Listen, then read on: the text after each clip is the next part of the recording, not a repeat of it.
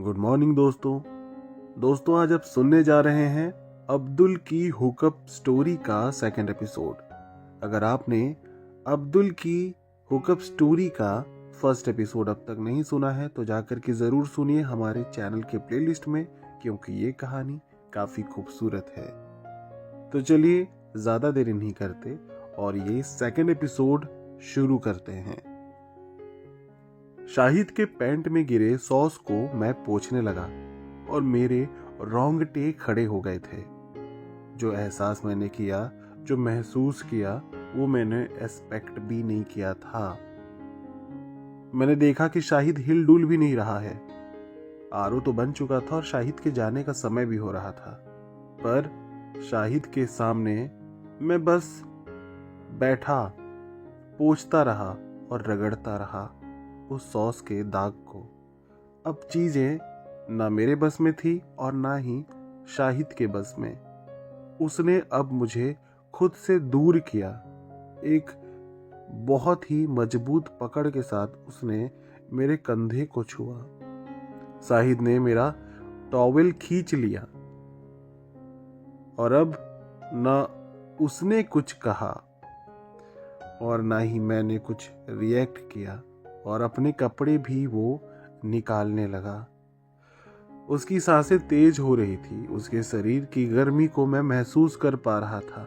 मुझे उसने सोफा में धक्का दिया और मेरे करीब आकर मेरे होंठ को चूमने लगा और मैं अंदर से इतना ज्यादा खुश हुआ कि मेरे आंखों से खुशी के आंसू बह रहे थे और मेरे साथ वो सब कुछ हो रहा था जो मैंने सोचा तक नहीं था। शाहिद की बीवी का अभी डिलीवरी हुआ था, तो लाजमी है कि उसकी वाइफ प्रेग्नेंट थी और तब से उसने संबंध नहीं बनाया था। मैंने प्रोटेक्शन का इस्तेमाल किया और शाहिद को भी मैंने वो सारा मजा दिया जो एक मर्द खुशी दे सकता है।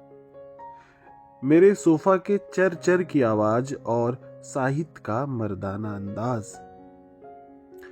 मेरे डुप्लेक्स में हर तरफ बस हम दोनों के गर्मी की वजह से पूरा माहौल गर्म हो गया था। मेरे अंदर की सारी गर्मी उसने निचोड़ कर रख दी थी और उस खूबसूरत एहसास के बाद, सब कुछ हो जाने के बाद, सब कुछ थम सा गया। मैं बिल्कुल सुस्त पड़ गया था और शाहिद भी। मुझे लगा कि शायद अब शाहिद थक गया होगा, पर उस दिन उसने लगातार एक के बाद एक 3 बार मेरे साथ शारीरिक संबंध बनाए और इस बीच मेरे फोन पर 8 से ज्यादा मिस कॉल और मैसेजेस थे, क्योंकि मूवी का टाइम बीता जा रहा था। शाहिद ने अपने कपड़े पहने और मुझसे नजरें चुराने लगा और बिना कुछ कहे ही वो अपने टूल्स में से कुछ सामान भी छोड़कर बस भागता चला गया और मैं बस उसका दीवाना हो गया था। मुझे यकीन नहीं हुआ था कि शाहिद जैसा इंसान एक समलैंगिक भी हो सकता है या फिर एक बाइसेक्सुअल जिसकी एक पत्नी भी है। अब मैं बिना कपड़ों के ही खड़ा आईने में खुद को देखकर मुस्कुरा रहा था, जहां मेरे गले और जांघों पर शाहिद के दिए लव बाइट्स के निशान थे। शाहिद ने मुझे बहुत प्यार दिया था। ऐसा सुख मुझे कभी नसीब तक नहीं हुआ था। तभी शाहिद का मैसेज आता है जिसमें उसने सर्विसिंग होने के बाद का ओटीपी और सर्विस नंबर के कुछ डिटेल्स भी लिए। मुझे अब ना तो गे डेटिंग ऐप की जरूरत थी और ना ही किसी के साथ हुकअप करने की। मैं संतुष्ट था शाहिद से मिलने के बाद। मुझे अब कुछ भी नहीं चाहिए था। शाहिद के साथ जो हुआ वो किसी सपने से कम नहीं था। मैंने अपने शरीर पर शाहिद के दिए लव बाइट्स को हमेशा यादगार बना कर रखने के लिए उसकी तस्वीरें ली और ड्राइव में सेव भी कर दिया ताकि ये कभी ना मिटे। और मैं भी खुशी खुशी कपड़े पहनकर दोस्तों के साथ मूवी देखने चला गया। हालांकि दोस्तों से गालियां सुननी पड़ी, वो चिल्लाते रहे, पर यह दिन मेरे लिए यादगार था। मैंने दोपहर मूवी देखी, दोस्तों के साथ चिल किया और अम्मी अब्बू से दिल खोल कर ढेर सारी बातें की। मेरा दिन बन चुका था। सभी को मेरी खुशी साफ दिखाई दे रही थी। सबने मेरी खुशी ऑब्जर्व की और फिर शाम को दोस्तों के साथ डिनर करने के बाद जब मैं घर लौटा, मैं बार बार मोबाइल में झांक रहा था कि साहिद को कॉल या मैसेज कर दूं। साहिद जैसा हॉट बंदा जो अपनी जिम्मेदारियों की वजह से दुखी रहता है, मेरे साथ संबंध बनाने और किस करने में उसका सारा गम मानो खत्म हो गया हो। अब मैं बेड पर सोने गया क्योंकि सुबह ऑफिस भी तो जाना था। मैं ख्यालों में खोया रहा। मैंने सोचा साहिद का कॉल या मैसेज करके उसे हालचाल ही पूछ लेता हूँ। फिर मेरी हिम्मत नहीं हुई कि क्या ही कहूँगा। हमारी तो संबंध बनाने के बाद बात तक नहीं हुई थी और उसकी यादों में और उसके साथ बनाए संबंध के दर्द को महसूस करते हुए नींद आ गई थी। सुबह जब हुआ मैंने सोचा कि अब तो उसे मैसेज कर ही दूं, पर फिर मैंने थोड़ा सोचा और कंट्रोल किया अपनी भावनाओं पर।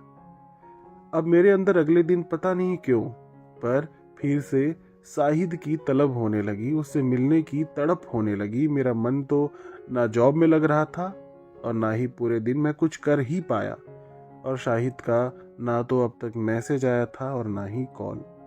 सवाल ये था कि हम दोनों के बीच जो कुछ भी हुआ था वो हुकअप था या फिर उसके आगे मैं कुछ उम्मीद रख सकता हूँ।